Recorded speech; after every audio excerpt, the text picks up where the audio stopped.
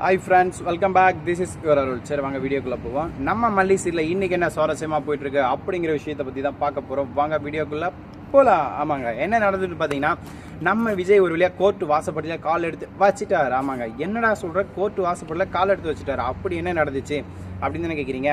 வேற என்னங்க, கதிரேசன் தான் ஒரே ஒரு நாள், இந்த ஒரு நாளில் என்ன பண்ணுறது ஏது பண்ணுறது தெரியாமல் இவங்க முழிச்சிட்டு இருக்க இந்த டைமில் தாங்க மாஸ் என்ட்ரி கொடுக்குறாங்க. நம்ம விஜயோட வக்கீல் யாருன்னு கேட்குறீங்களா, அவங்க சித்தி தாங்க, வித்யா. ஓகேங்களா, அவங்க எப்படி மாஸ் என்ட்ரி கொடுத்தாங்க, இந்த ஒரு நாளில் நம்ம விஜய் எப்படி என்ன பண்ணார், எதனால் வித்யாமா கரெக்ட் டைமுக்கு அங்கே வந்தாங்க, எப்படி விஜயை காப்பாற்றினாங்க, நம்ம கதிரேசன் எப்படி பல்பு வாங்கிட்டு, அதுவும் குண்டா பெரிய பல்பு வாங்கிட்டு வீட்டுக்கு போனார், அப்படிங்கிற ஒவ்வொரு விஷயத்தை பற்றி தான் பேச போகிறோம். வாங்க வீடியோக்குள்ளே போகலாம். சரி ஓகே, என்ன நடந்துச்சுன்னு பார்த்தீங்கன்னா, நம்ம விஜய்க்கு வந்து இந்த இன்ட்டு கொடுத்தது யாருன்னா நம்ம ராஜேஸ்வரி.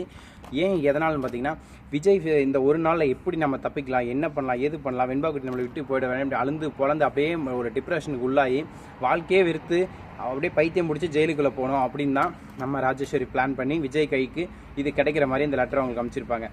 அதுக்கப்புறம் ஓகேங்களா, இது தெரிஞ்சு நம்ம விஜய் என்ன பண்ணுறாருனா எப்படி தப்பிக்கலான்னு சொல்லிட்டு வித்யாவுக்கு ஃபோன் பண்ணால் அவங்க சொல்கிறாங்க, நானும் என்னோட அசிஸ்டண்ட்டுக்கு ஃபோன் பண்ணுறேன், எல்லாருமே அட்டன் பண்ணுறாங்க, அவன் ஒருத்த மட்டும் அட்டன் பண்ணுறான், பண்ண மாட்டேங்கிறான், உன் கேஸை எடுத்து அவன் மட்டும் என்ன பிரச்சனை தெரியல, நான் ட்ரை பண்ணிட்டு இருக்கேன், நீ இந்த நம்பர் ட்ரை பண்ணி நம்ம வித்யா சொல்ல. இதை கேட்டோன்னே நம்ம விஜயும் டிக்கெட்டான் ஹலோ கால் போல் out of service not reachable இப்படியே வந்துட்டு இருக்கு.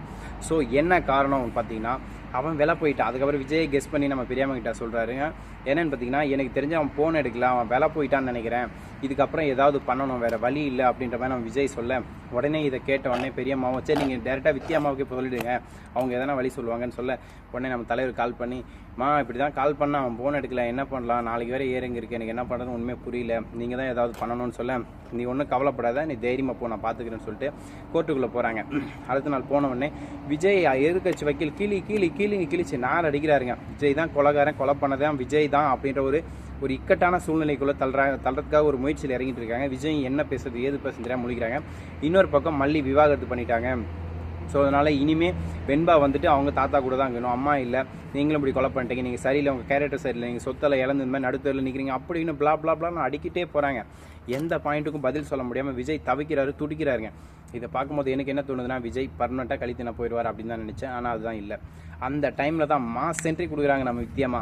அப்ஜெக்ஷன் மை லார்ட் அப்படின்னு ஒரு டைலாக் விட்டு உள்ளே வந்துட்டு எடுக்கிறாங்க பாருங்க, A² P² = அப்படி சொல்லிட்டு கண்ட கர்மம் என்னென்னமோ அடிச்சு விட்றாங்க. எனக்கே ஒன்றும் புரியலைங்க. வக்கீல் படிச்சிருந்தா ஒருவேளை எனக்கும் புரிஞ்சிருக்குன்னு நினைக்கிறேன், அதெல்லாம் புரியல.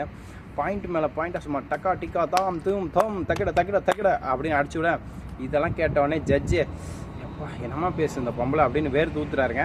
இன்னொரு பக்கம் எதிர்கட்சி வக்கீல் அப்படியே நனைஞ்சு வேர்வில நடுங்கி பிதுங்கி முழிக்கிறாருங்க. இப்படியெல்லாம் நம்ம மல்லி சீரியல் நடக்கணும்னு நான் நினைக்கிறேன். ஆனால் இது எதுவுமே நடக்காமல் விஜய் 4 நாளைக்கு அலைய விட்டு மனவேதனைக்கு ஆளாக்கி இந்த எபிசோடே இந்த மாதம் ஃபுல்லாக இழுத்துட்டு போயிடுவாங்கன்னு நான் நினைக்கிறேன். நீங்கள் என்ன நினைக்கிறீங்க? அப்படி ஒரு இழுத்துட்டு போனால் அது உங்களுக்கு பிடிக்குமா, இல்லை நான் சொன்ன இந்த ஸ்டோரி பிடிச்சிருக்கான்னு மறக்காமல் கமெண்ட் செக்ஷனில் சொல்லிட்டு போங்க. ஒரு சிலர் சொல்கிறீங்க, எல்லாருக்கும் ரொம்ப நன்றி. ஆனால் ரொம்ப நாளாக என்னோட ஃபேவரட் சப்ஸ்கிரைபர்ஸை மிஸ் பண்ணுறேங்க. அவங்க யார் தெரியுமா? அடுத்த வீடியோவில் சொல்கிறேன். Thank you so much. Tata, see you, bye bye.